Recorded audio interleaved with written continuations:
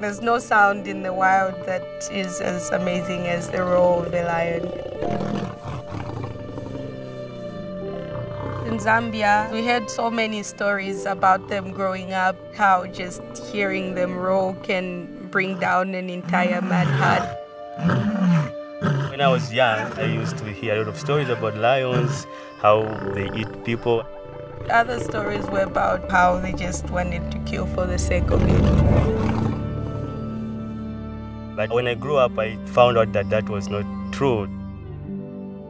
When I was 13, I got involved with my school's conservation club, and that's where I got to learn about the different issues affecting wildlife. I myself and Thandiwe, we all were in the conservation club, and that changed our minds. You just see the world in a different way. We're having an impact on these species, they're endangered, and then it's up to us to do something about it. So then that's when we decided to pursue a career in the wildlife sector.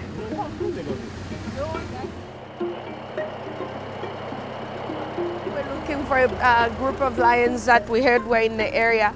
When we locate them, we want to pass this information on to the lion anti-snaring team so that they can come to the area, check it for snares, and prevent any lions from getting caught. Lions in Zambia, they're being threatened by human-related impacts. And so populations have been declining. In some places, lions are locally extinct. There's a whole lot of problems in our communities. Poverty, for example, leads people to go out and set wire snares in the bush. The snares that are used are non-selective, so lions can walk into those snares and get trapped. The animal can choke to death or get an infected wound.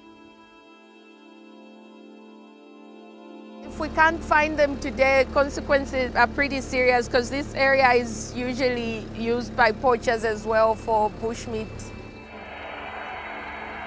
And you will keep listening for a while and try to get a location. It's difficult to, act responsibly when you haven't eaten. I think that's the most difficult thing. We need to find a way of balancing the human needs as well as our natural environment. If we, the local people, we are directly involved in conservation, it could be a very big success because we know the area, we know what sort of resources are there, we know what we eat, we know what we don't eat, so we could try by all means to find another way of doing things. Good afternoon, everyone. Good afternoon, madam. Good. Just before we cross over and go into the park, I'm just going to... One of the things we do is take students into the park. We teach the students how to collect scientific data and how to use different pieces of equipment that help with that. For you to get the location, you hit mark 80. 0. It's pretty fun for them.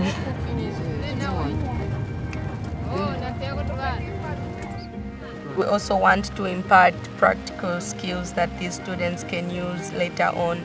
Career-wise, it opens up new possibilities. It's important to introduce them to wildlife early and just show them these species in a more different light. Then they become more compassionate and responsible when it comes to the interactions that they have with these animals. I enjoy this because I get to know some of the new animals like the wild dogs, and some of them are the first time to see them like that. The hope is that many of them should have a heart for wildlife. It is our responsibility as Zambians to take charge and protect these animals. To save that way. Wildlife is a renewable resource. If we preserve them nicely, we are going to have them indefinitely. Yeah, there she is. Right there. She was... Yeah. You see her? Like she's having a sweet little nap in the sand. Makes me really, really happy to find this lion alive and healthy. She would have died without intervention from ZCP in collaboration with Conservation South Luangwa and the Department of National Park. The work that I'm doing with my colleagues is creating a generation of people that are working towards the protection of these species. We're the people that live with these species, and we are responsible for making sure that we survive side by side.